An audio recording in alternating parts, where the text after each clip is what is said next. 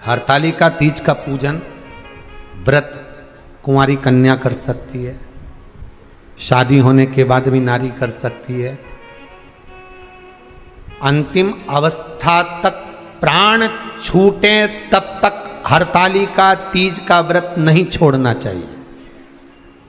एक व्रत हमेशा याद रखो, एक एकादशी और एक हरतालिका। हाँ, इतना जरूर है, ज्यादा शरीर बेकार हो गया, बुढ़ापा आ गया, शरीर नहीं साथ दे रहा, तो कुछ फल खा लो, कुछ चाय दूध जूस आप लेकर कर लो। इतना भी नहीं बने, शरीर बहुत ही बेकार हो गया, तो आप एक समय फल का फलहार धारण कर लो, ठीक है। पर हरतालिका व्रत करने वाली माताएं भले उद्यापन कर दे, तो उस व्रत को थोड़ा हल्का कर लो। उद्यापन करा मतलब तुमने व्रत को हल्का कर लिया, थोड़ा हल्का कर सकते हो।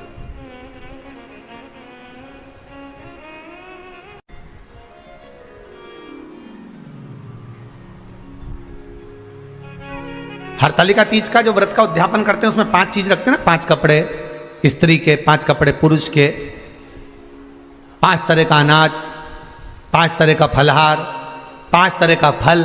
तो 5 तरह का जो फल रखाता है हरतालिका तीज के उद्यापन में, दुनिया के लोग उस 5 तरह के फल को केला गिन ले, पपीता गिन ले, मौसम्बी गिन ले, और अनार गिन ले, संतरा गिन ले, सब कुछ गिन लेते हैं, पर उस 5 तरह के फल में धतूरे को नहीं गिनते। पर शिव कथा में वर्णन आता है, हरतालिका तीज के उद्यापन में लिखा हुआ है, सबसे पहले 5 फल अगर गिनना है तो उसमें पहले धतूरे को गिनो, क्योंकि शंकर को वो प्रिय होता है, शंकर उसको स्वीकार कर लेता है। और धतूरा शंकर भगवान को क्यों चढ़ाया जाता है उसका प्रसंग आपको पहले भी कहा, आज फिर कहते हैं। धतूरा जब हम भगवान शंकर को समर्पित करते हैं तो हमारा कोई कार्य अटक रहा होता है, जिस कार्य को बार बार एग्जाम में बैठे हो, बार बार परेशान हो रहा है, बार बार इंटरव्यू देने जा रहे हो, नहीं हो रहा, एक बार धतूरे को हृदय से, भगवान को प्रेम से, करुणा सागर मेरे शंकर को दिल से एक बार वो धतूरा भगवान से विनती कर कर उसको चढ़ाओ तो सही,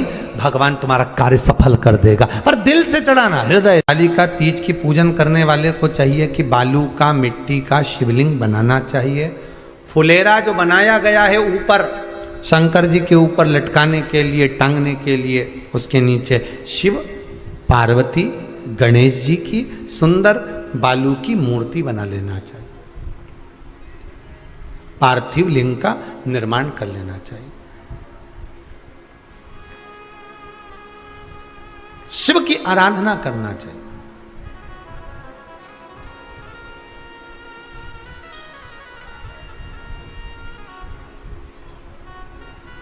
जो फल आपके पास में हो शंकर को समर्पित करना चाहिए, पूजन करना चाहिए, आराधना करो। सबसे पहली पूजन हरतालिका तीज की प्रदोष काल के अंतर्गत हो जाना चाहिए, शाम के समय पर। प्रयास करो प्रदोष काल के समय पर पहली पूजन हो जाए तो ज़्यादा अच्छा।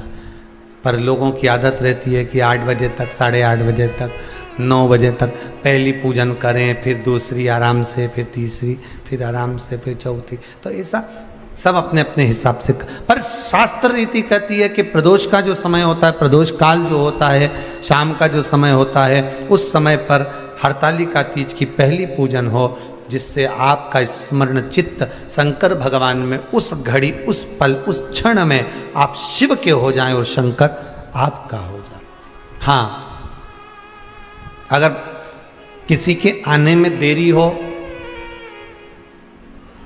कोई आ नहीं पा रहा है, बहुत देरी हो रही हो, तो हरतालिका पूजन व्रत वर्णन करता है कि शिवलिंग का निर्माण, पार्वती जी की मूर्ति का निर्माण, गणेश जी का निर्माण और फुलेरा जो बनाया हुआ है, ये प्रदोष काल के पहले बंधकर तैयार हो जाना चाहिए। प्रदोष काल के अंतर्गत फुलेरा नहीं बनना, फुलेरा पहले बन जाना चाहिए। और बहुत विशेष बात ध्यान रखिए हरतालिका तीज की, कि शंकर जी का जो आपने स्वरूप बनाया है, पाटे में, थाली में, चौकी पर, चौरंग पर जो स्वरूप बनाया है, वो पहले नहीं रखना है, पहले क्या बांधना है? फुलेरा। पहले फुलेरा बांधिए, उसके बाद उसके नीचे शंकर जी को रखिए। कई अब जो हरतालिका तीज का पूजन करते हैं तो उनके लिए हो गया, अब दूसरे के लिए भी सुन ले। जो नारी हरतालिका तीज का पूजन नहीं करती, व्रत नहीं करती, साधना नहीं करती, उसके लिए भी कहा गया कि आप अगर ये व्रत नहीं करते हो तो एक कार्य जरूर करना, कहीं पर फुलेरा बंधा हो, हरतालिका की पूजन हो रही हो, 5 मिनट 10 मिनट निकालकर अपने आसपास के किसी पौधे में से पत्तियां लेकर या पुष्प लेकर, 5 वृक्ष की पत्ती या 5 वृक्ष के पुष्प लेकर शंकर भगवान को जब पूजन हो रही हो, 5 मिनट माताएं जब पूजन कर रही हों, तब आप भी उस पुष्प को, उस पत्तियों को शंकर को समर्पित कर सकते हो। ये नहीं चढ़ा सकते तो 5 फल नहीं चढ़ा सकते तो 5 कुछ भी पुष्प आदि का आप शिव को समर्पित कर दो। पर क्यों चढ़ाया जाता है, किस लिए चढ़ाना चाहिए? तो कहा कन्या स्त्री अगर मान लो हरतालिका का व्रत नहीं करती, पूजन नहीं करती, आराधना नहीं करती, तो वो कन्या, वो नारी, वो स्त्री, वो पुरुष कार्य तो बहुत करेगा, दुकान भी 4 चलाएगा, व्यापार भी बढ़ाएगा, पर संपदा को जोड़ नहीं पाएगा। 1 रुपए कमाएगा, 1.25 रुपए खर्च वाला काम चलेगा।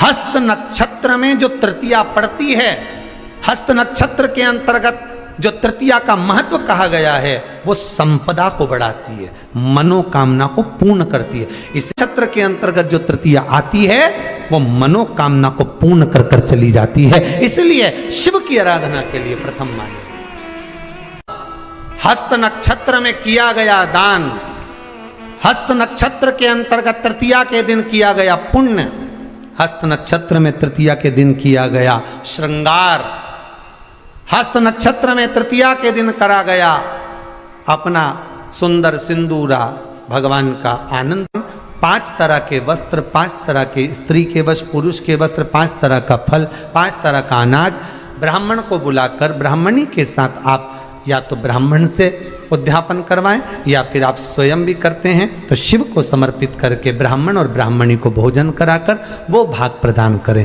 यही हरतालिका तीज के उद्यापन का वर्णन आता है। सुंदर भाव से हरतालिका माता आप सभी की मनोकामना पूर्ण करे। हर हर महादेव।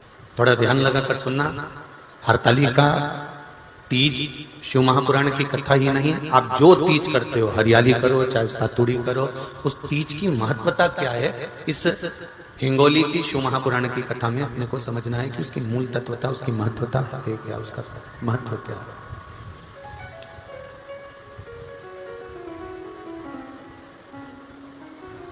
भगवान ब्रह्मा, भगवान विष्णु और भगवान शिव, इन तीनों की जो अर्धांगिनियां, ब्रह्मणी, लक्ष्मी और पार्वती,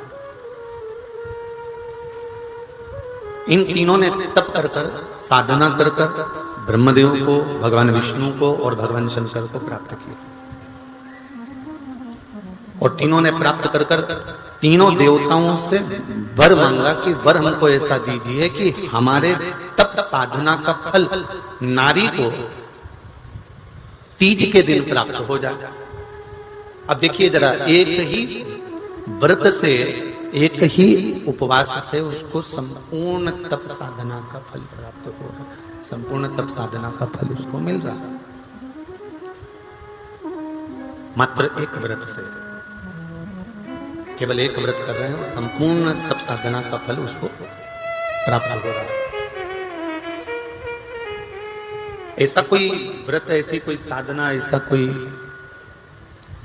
शंभो शरण बड़ी मांगो घड़ी रे घड़ी मुख काटो, दया करी मैं दर्शन आपो, शंभो शरण बड़ी मांगो घड़ी रे घड़ी दुख का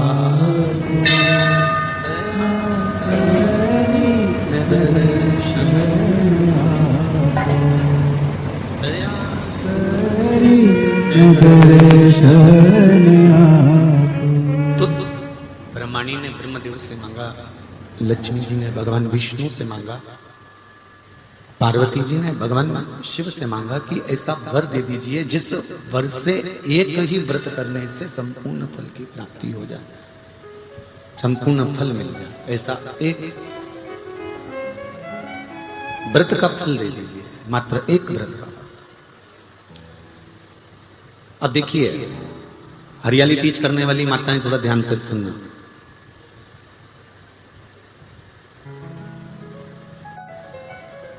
हरियाली तीज जब माताएं करती हैं तो एक हरियाली तीज, एक गणगौर की तीज, ये दो तीज के व्रत ऐसे होते हैं जिसमें जब माताएं करती हैं तो उस समय पर उमा,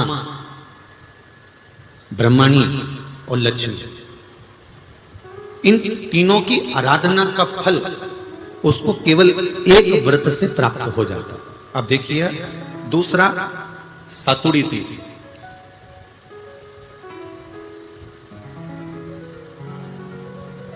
इसमें उमा और महेश्वर, उमा और महेश, ब्रह्माणी और लक्ष्मी,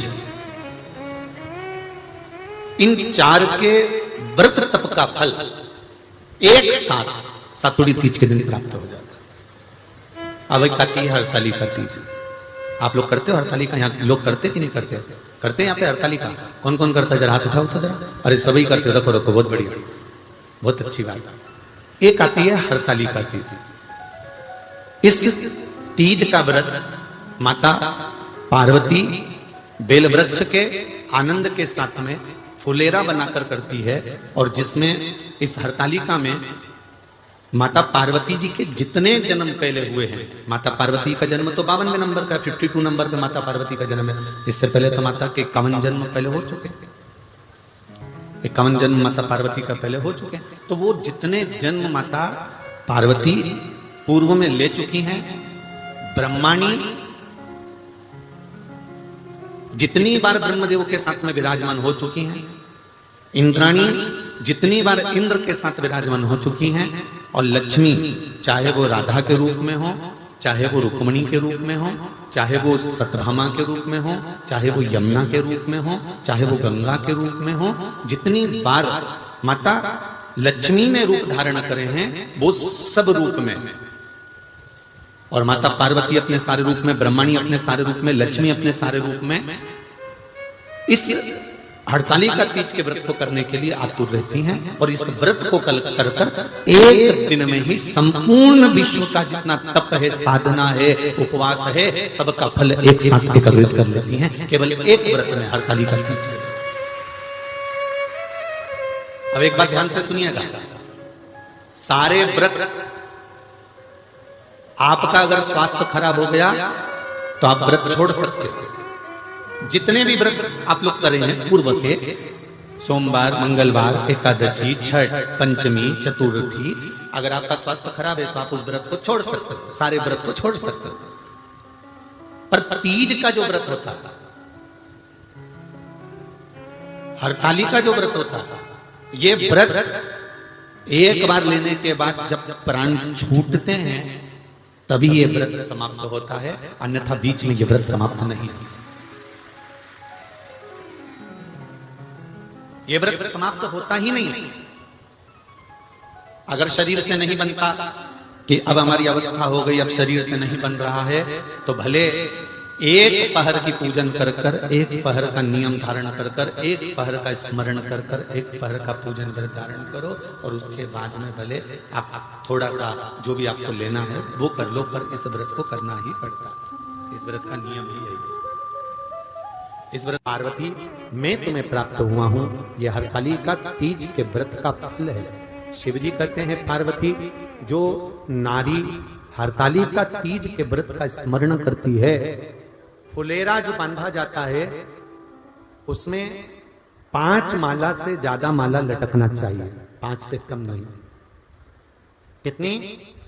जैसे माला जो लटकाते हो वो 5 से ज्यादा होना चाहिए। 5 तो जया, विषहरा, शामलीबारी, दौतली, देव, इससे अधिक होगी चलेगा, पर इससे कम फुलेरे के अंदर माला नहीं होना चाहिए महाराज। दूसरा, फुलेरा जहां हरताली का व्रत हो वहीं पर बांधा जाता है। हरताली का तीज का व्रत एक ऐसा व्रत होता है जो मरते दम तक रहता है। इस व्रत को छोड़ा नहीं जाता। ये नहीं किसी और वाले गुरुजी ने कहा और अपन ने एक बार कर लिया और अगली बार वो व्रत गायब हो गया, ऐसा नहीं होता। हरताली का तीज अखंड सौभाग्य के लिए, वंश वृद्धि के लिए, कार्य सिद्धि के लिए और कुंवारी कन्याएं उत्तम वर प्राप्ति के लिए, आनंद सुख के लिए करती हैं। ऐसा नहीं है कि केवल स्त्री ही करती है। जब नारी किसी कारणवश व्रत नहीं कर पाती तो पुरुष इस व्रत को धारण करते हैं। 30 अगस्त को, यही 30 तारीख को, कल 29 है, परसों 30 तारीख को हरताली का तीज रहेगी। आप सब अपने हृदय से, मन से इस व्रत को कर कर अपने जीवन को सार्थक बनाइएगा। जो करते हैं, कितने लोग करते हो जरा हाथ उठाइए हरताली का तीज। इतने सारे करते हो, अरे वाह वाह, कर लो, प्रणाम प्रणाम, आपको बहुत बहुत नमन करता हूं, बहुत बहुत सारा। फुलेरा बांधते हो? नहीं, अब की बार बांधना। मंदिर में करते हो तो मंदिर में, घर में करते हो तो घर में। फुलेरा वंश की वृद्धि करता है, फुलेरा अखंड सौभाग्य देता है, फुलेरा मन की कामना को पूर्ण करता है। जो बेटियां जिनका विवाह नहीं हो रहा हो या बेटे जिनका विवाह नहीं हो रहा हो, वो 7 स्थान पर कहीं फुलेरा बंधा हो तो फोन लगाकर पूछना कहां बंधा है, वहां का दर्शन करना। एक फूल में हल्दी कुंकू लगाकर शिव जी को चढ़ाकर फिर वहां से जाना। 7 स्थान के फुलेरे का दर्शन अवश्य करिएगा। जो व्रत नहीं करते हैं उनसे निवेदन है, कहीं हरताली का हो रही हो तो वहां बैठकर अगर भजन हो रहे हो तो थोड़ी देर भजन गाने चले जाना। अपने मोहल्ले में, कॉलोनी में, सोसाइटी में कहीं हरताली का तीज का व्रत हो रहा हो तो 2-4 मिनट जाकर दर्शन जरूर करना, जिससे भोलेनाथ आपका अखंड सौभाग्य करे।